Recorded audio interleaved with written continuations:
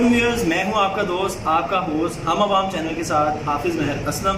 Lockdown का हल जिससे ना हुकूमत परेशान हो और ना अवाम, इसके लिए मैं 3 तजावीज़ आप सबके सामने रखूंगा और वीडियो को गैर ज़रूरी लंबा नहीं होने दूंगा ताकि ये हमारा टॉपिक, ये हमारा शॉर्ट मैसेज शॉर्ट टाइम में ज़्यादा लोगों के पास जा सके। तो शुरू करते हैं। सबसे पहले आप पाबंदी उन इज्तिमात पर लाजमी रखें जो गैर ज़रूरी हैं, जो सिर्फ तफरीह के लिए हैं या लग्जरी आइटम्स की कैटेगरी में आते हैं। नंबर 2, कारोबारी मामलात और ऐसे काम जो बहुत ज़रूरी हैं उनको 24 घंटे खोलने की इजाज़त दी जाए। हुकूमत वक्त उन कारोबारी हजरात से, उन दुकानदारों से कि जो कारोबार करना चाहते हैं और उनके कारोबार इस कैटेगरी में आते हैं कि जो रोज़मर्रा उमूर ज़िंदगी अंजाम देने के लिए ज़रूरी हैं, हुकूमत वक्त उनको पाबंद करे कि वो 24 घंटे के लिए अपने कारोबार खोलेंगे। उसके लिए जो भी उन्होंने अरेंजमेंट्स करनी है वो कर लें ताकि मज़दूर को उसकी मजदूरी मिल जाए और ख़रीदार के लिए आसानी पैदा हो जाए कि वो किसी भी वक्त जाके आसानी के साथ ख़रीदारी कर सके। नंबर 3, आप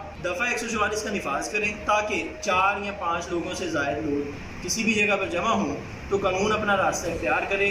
इसी को देखते हुए लोग ना सिर्फ अपनी सहूलत के मुताबिक बाहर निकलेंगे बल्कि रश जो है वो बढ़ जाएगा और अगर कोई खिलाफ वर्जी करेगा तो कानून उससे खुद अपने तरीके से निपटेगा।